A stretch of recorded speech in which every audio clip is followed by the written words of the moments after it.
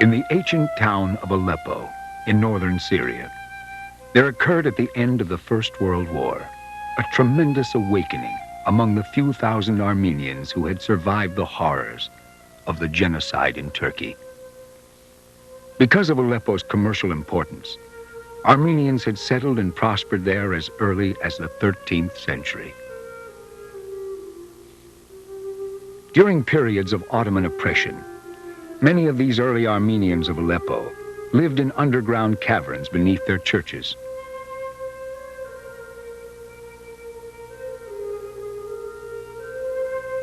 Under the church of Karasun Mangats, known as the Church of 40 Children, there were huge secret chambers.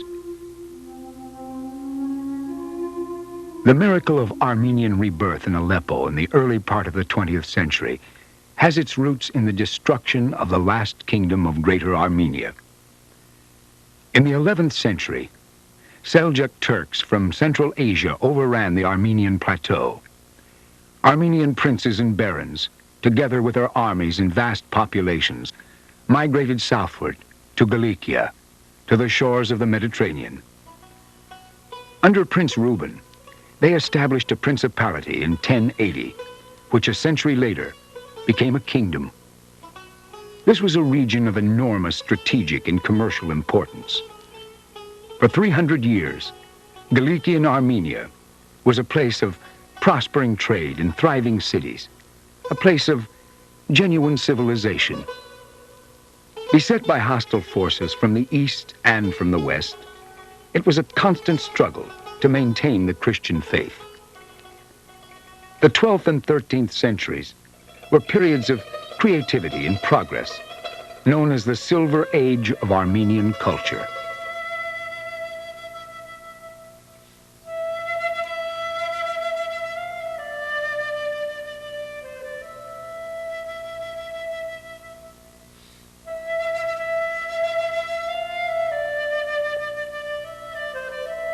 During this era, the religious poetry of Catholicos Nersis Shonareli the Gracious and the manuscript illustrations of Taurus Roslan attained great heights.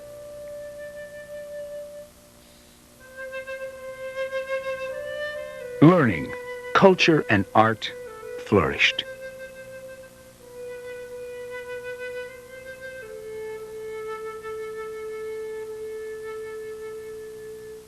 The Armenian kingdom of Cilicia had come into being during a stormy period of European history.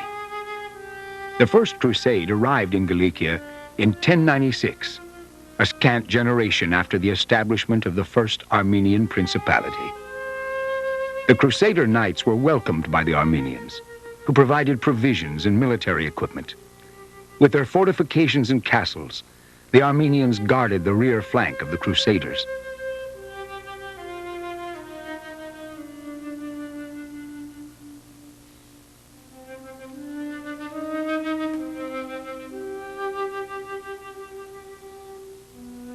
Through intermarriage and a common faith, basic solidarity between the two groups remained for a full 200 years. Finally, in 1375, the Mamluk forces of Egypt subdued the Armenian kingdom of Cilicia. The period of Ottoman Turkish rule that was to follow submerged the Armenian population into a long night that was to last some 600 years. Prior to the First World War, several 100,000 Armenians lived in Cilicia. Here was a land facing the open seas to the west, a place of gardens and gentle hills. The Armenians shared with the Turks the towns of the area: Marash, Adana, Sis, Aintab.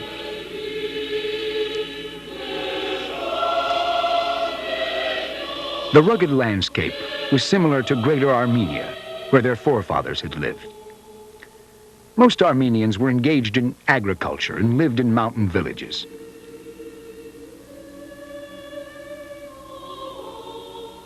As a rule, the Armenians were successful in the commercial life of the towns. They were the scribes, the carpenters, the shopkeepers, the weavers. Many Armenians were in the professions, principally in medicine, nursing, teaching, and the ministry. In many ways, the Armenian intellectual class was oriented to the West. In Aintab, the American missionaries had established the Central Turkey College. Almost all its faculty and students were Armenian.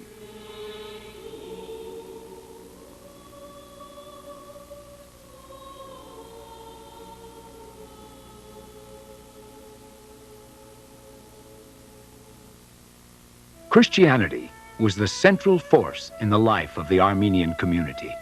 The Armenian Catholic Church of Aintab, for example, was one of the most imposing sanctuaries in the region. Protestantism was particularly strong in Cilicia.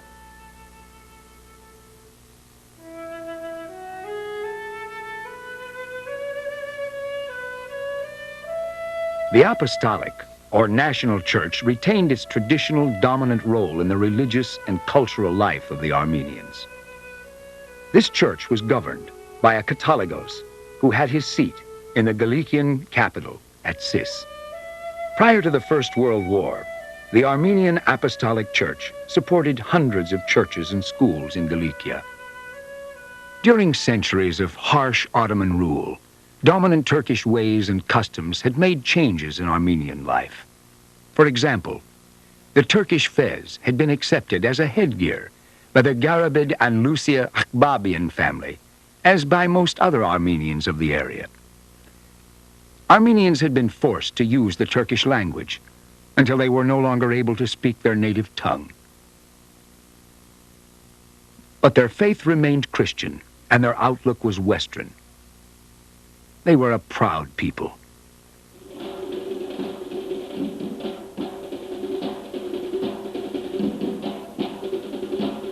As the early years of the 20th century arrived, the Armenian leaders were not aware of impending doom. They were soon to be destroyed. Ministers, artists, scientists, doctors, professors, lawyers, and craftsmen were to be massacred.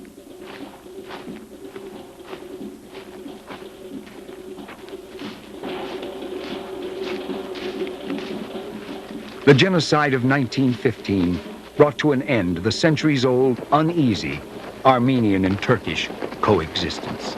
After the defeat of Turkey in the First World War, the French occupied Cilicia for a brief period. With the sudden departure of the French in January 1922, a second genocide was in the making.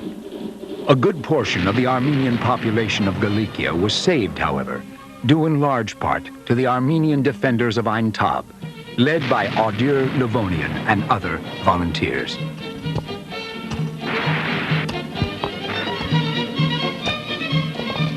Men and women joined together to dig trenches.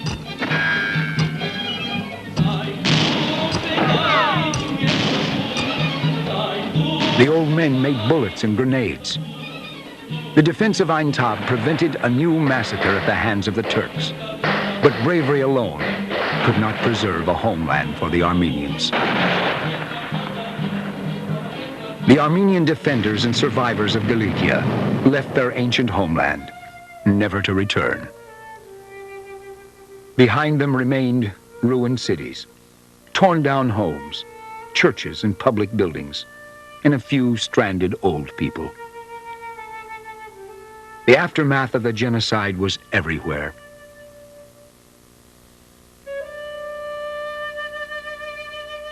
Many Armenian women and girls had been abducted by Turks as slaves and concubines. The genocide of 1915 destroyed more than half of the Armenian people living under Turkish domination. Forced deportation routes led the Armenians to the Syrian desert, to the city of Aleppo. The Arabs, who also had suffered under Turkish rule, welcomed the Armenians in their midst. At that time, Syria was a distant outpost of the Ottoman Empire, populated by Arabs who wanted independence. Following the war, Syria was freed from Turkey and came under French mandatory rule. Aleppo, the major city of northern Syria, became the gathering place for destitute, homeless Armenians who had survived the massacres and the deportations. Within sight of the ancient fortress of Aleppo, the Armenians were to find a new home. Beginning in 1916, a remnant of a people arrived in Aleppo. Only a handful of people from the once prosperous kingdom of Cilicia, no more than 20,000, faced an uncertain future.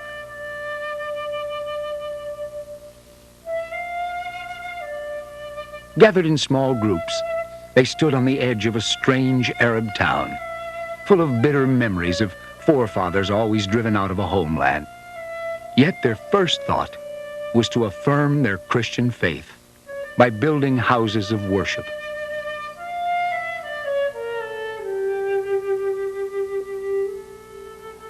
Out of this wretched group, living in slums and caves, the spirit of a once great and glorious kingdom was to be resurrected. During their moment of greatest anguish, they did not know or ever dream how far they would rise.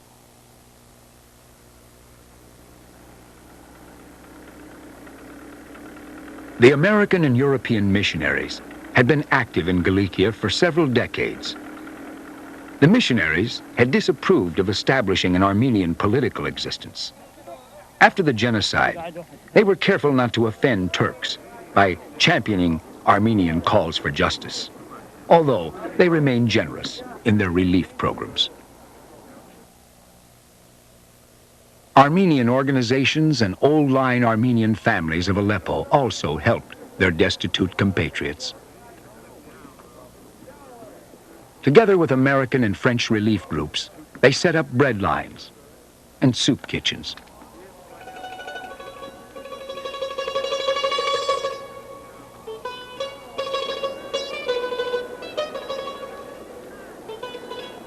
The tattered and destitute survivors from Cilicia and from other parts of historical Armenia settled into slums as squatters on land they did not own. A new life was started, at last, without fear of massacre. Conditions in the slums were dangerous and unsanitary. Disease was rampant. Children's mortality rate was high. Tuberculosis and trachoma were common.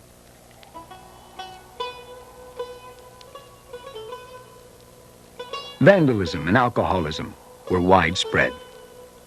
They tried to maintain an ethnic identity by seeking to live together with others from the same town in the homeland. There was a Marash camp, an Orfa camp. The survivors of Zeytun, Aintab, Erzurum, Harpert, Gerun, and Kilis dwelled in other sections of the shantytown.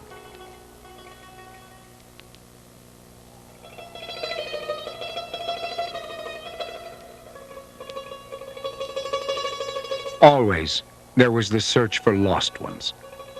Abducted girls and women were rescued from Turkish harems. Orphans were found in the desert. A people scattered, as if by a violent storm, were being gathered. Despair engulfed particularly the children and youth, but feelings of freedom and nationalism dominated their thoughts. A European missionary observed that the youth had become anxious to learn about their national history. She said, "They listen with great attention to those who talk of revenge. They have talent, but do not know what direction to go."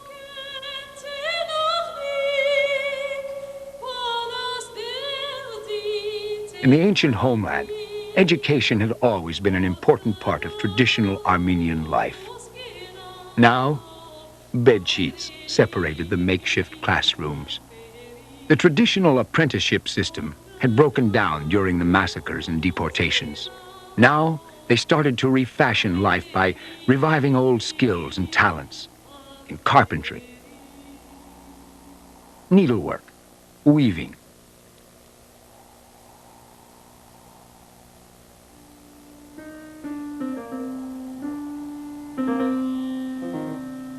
Conditions were crowded. Several families often lived together in a single room. Nursery schools were set up by volunteer groups.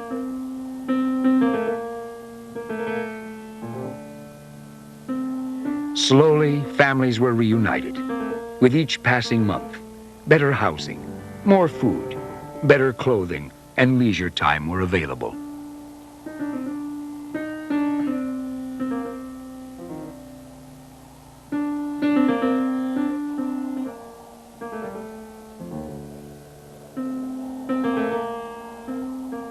By 1925, there were almost 40,000 Armenian refugees in Aleppo. Half of them were living in the camps. In the rest of Syria, there were about another 100,000 Armenians. Among them were many widows whose husbands had perished during the genocide. They were learning new trades and taking leadership roles in the community. The cost of living was escalating due to the general adverse economic climate of Syria. Most refugees were unemployed, so the Armenians started to build their own cottage industries. In the mid-1920s, almost 40% of the Armenian labor force was occupied with needlework and rug weaving. By the late 1920s, the Armenians had been squatters in the slums for over 6 years. They had built homes and factories. The landlords were clamoring to move them out and get back their properties. In 1935, the Syrian courts gave the Armenian squatters 1 year to destroy the slums, their homes, and places of work. It was a desperate situation for the Armenians. A fervor gripped the community. A group of city Armenians came together to purchase land for the refugees. Volunteer cooperatives were formed for resettlement. Lumber was parceled out. Old shacks were torn down.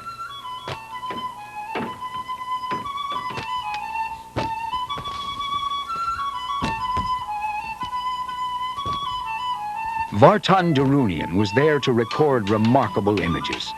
As a master photographer, he was decades ahead of his time. He was a superb, candid cameraman. He captured the transformation of the town and the spirit of the people who made it possible. The new buildings were constructed with brick, stone, and mortar. Meanwhile, friendly Arab neighbors watched in wonder.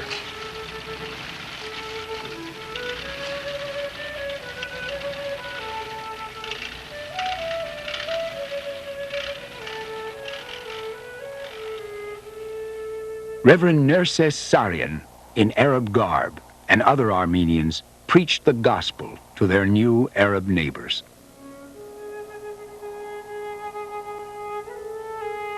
At the beginning, the land was barren. Within the space of 3 years, the Armenians had built a new city.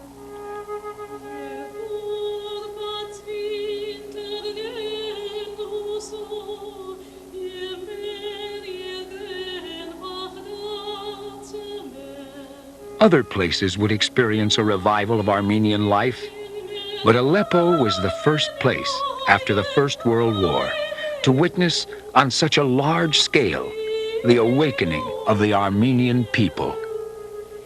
A renaissance was in the making, inspired by the fierce will of a people to keep alive its national identity.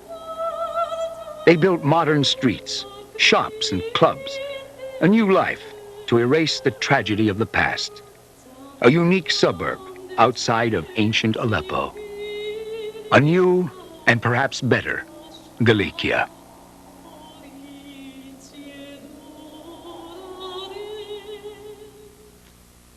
In old Cilicia, the Armenians had achieved a high level of culture.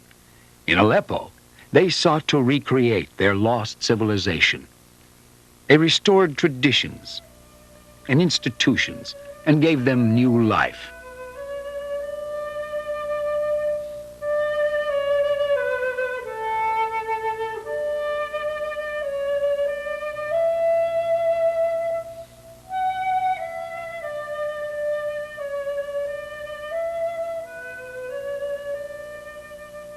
The Central Turkey College, commonly known as Aintab College, became Aleppo College. The first faculty consisted of 3 Americans, 2 Arabs, and 10 Armenians. The Aintab School for Girls became the American School for Girls in Aleppo.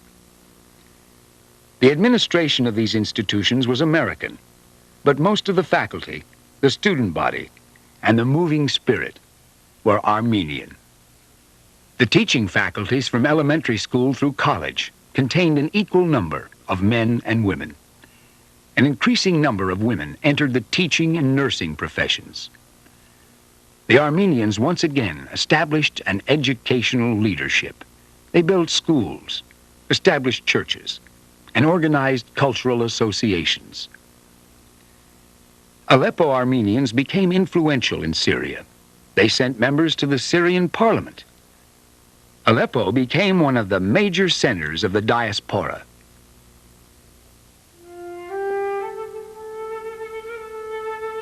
"20 years earlier, they had come out of Turkey as refugees, some as young slaves in the Turkish army, uneducated, rough, hopeless. The story of their individual success is illustrated by many examples. Reverend Nerses Khachadurian rose from humble beginnings to become a pastor, and later to conduct discussions with Gamal Abdul Nasser, the president of Egypt. Once a refugee, Archbishop Artavus Tsermayan became the spiritual leader of the Apostolic Church in Aleppo.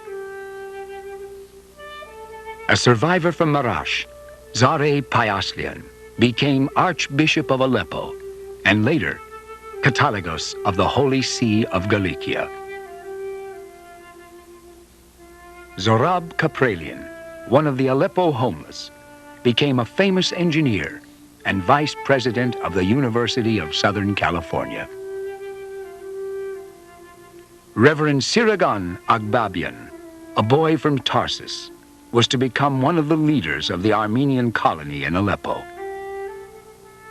Robert Jebejian became a renowned medical doctor and an expert in local history.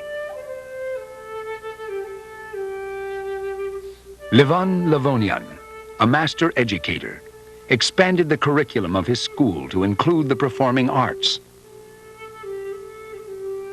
As a result, concerts and theatrical productions became widespread.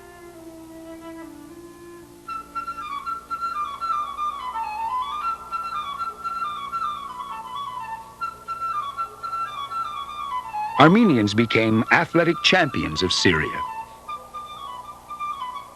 They introduced the Boy Scout movement to the Arab world.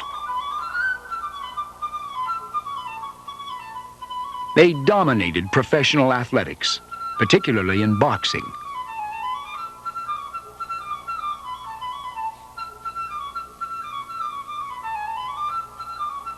They provided generals for the Syrian army. As time went on, the Armenians of Aleppo had demonstrated their ability to produce new leaders, to hold fast to their Christian faith, to keep alive their national aspirations, and to become loyal citizens of Syria.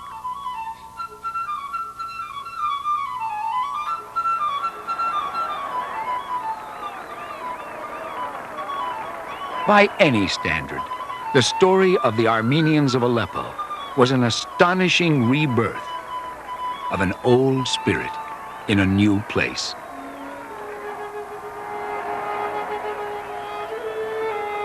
By 1937, all the slums were gone. A new Cilicia, the littlest of Cilicias, had been born. The slums of Aleppo were the last breath of the kingdom of Cilicia. They were also its final triumph.